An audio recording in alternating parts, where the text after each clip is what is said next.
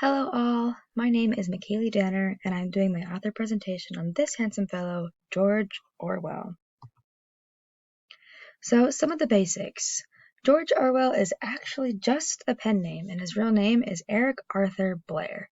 He was born on June 25th, 1903 in Motihari, India and died January 21st, 1950 in London, the United Kingdom.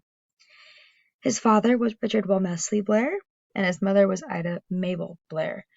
He had two sisters, Marjorie, who was 5 years older, and Averill, who was 5 years younger.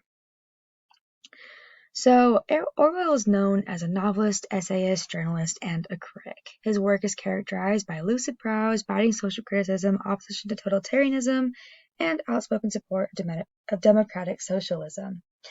He has around 40 credible works, but he really did most of his life do a lot of journaling and posting articles in a lot of different newspapers. He was very active with his writing.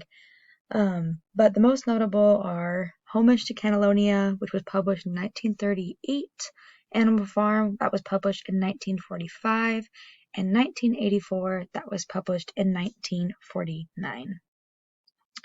So a little biography. His grandfather was Charles Blair, who was a wealthy countryman in Dorset. He was also an absentee landlord of plantations of Jamaica and was receiving a lot of revenue, was fairly wealthy. His father worked in the opium department of the Indian Civil Service. So we can kind of tell that the father didn't inherit the works. There's a little bit of separation between the two. So Eric describes his family as lower upper middle class. Now, when Eric was fairly young, his mother took his older sister and him and moved them to England when Eric was just 1 year old.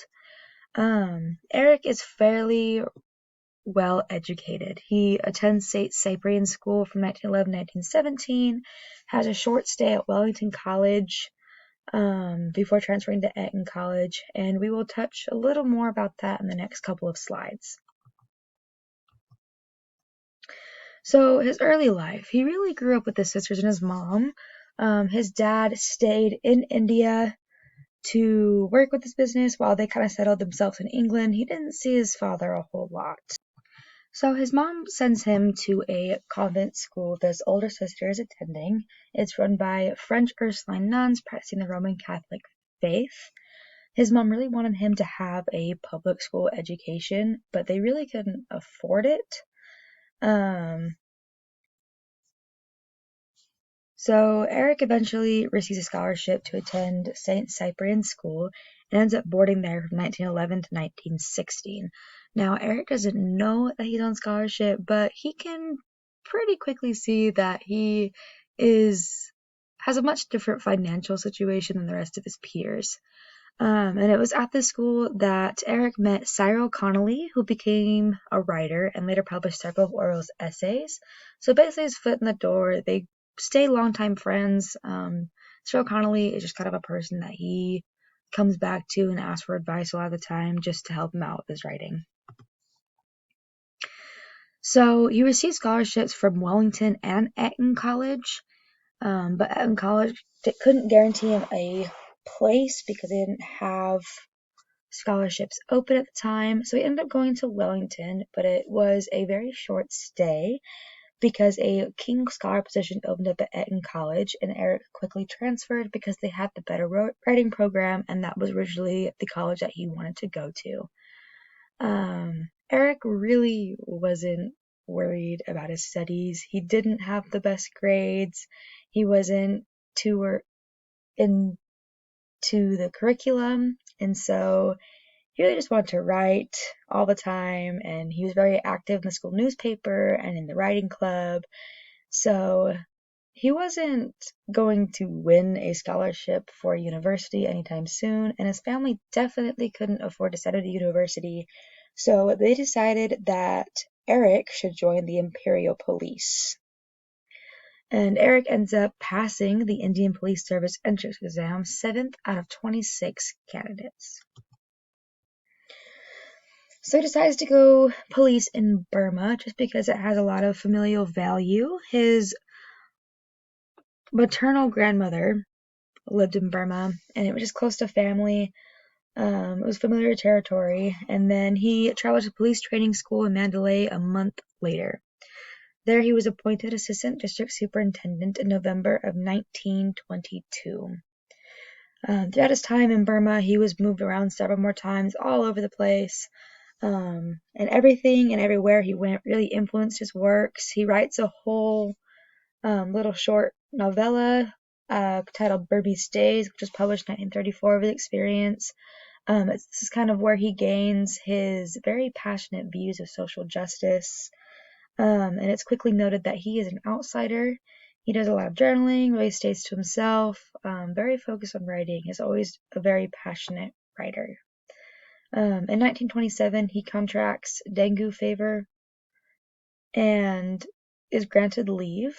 And it's while he's on this leave, that he's on holiday with his family, that he kind of reflects on life and decides that he's going to leave the Imperial Police to become a writer.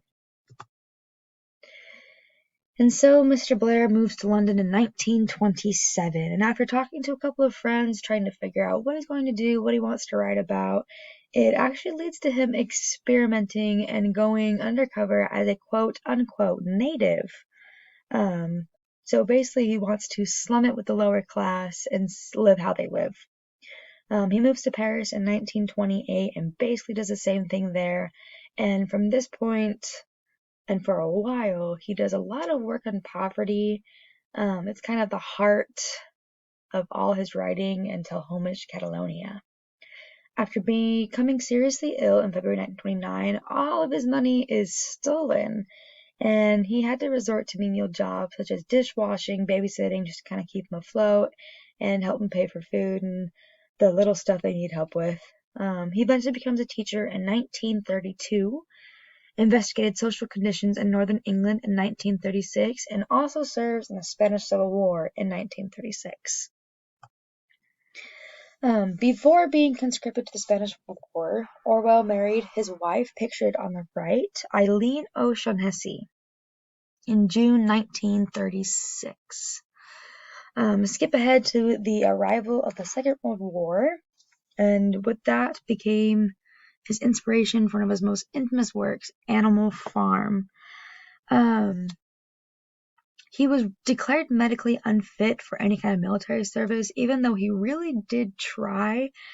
He's very active politically, but he had really bad lungs, a really bad heart. He was actually injured in the Spanish World War and just had really declining health that wouldn't be good. But he did find a way to still be very, very active in the war.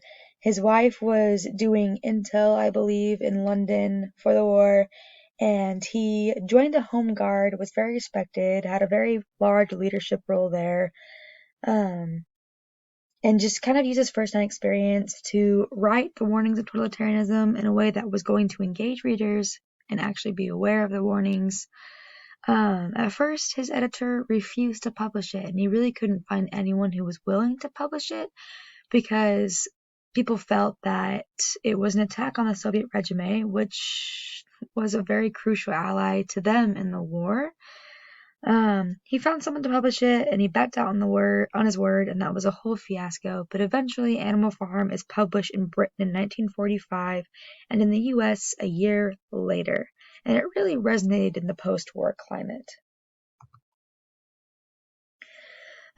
So his wife passes away under anesthetic and surgery in March 1945, leaving Orwell with his adopted son, raising him on his own.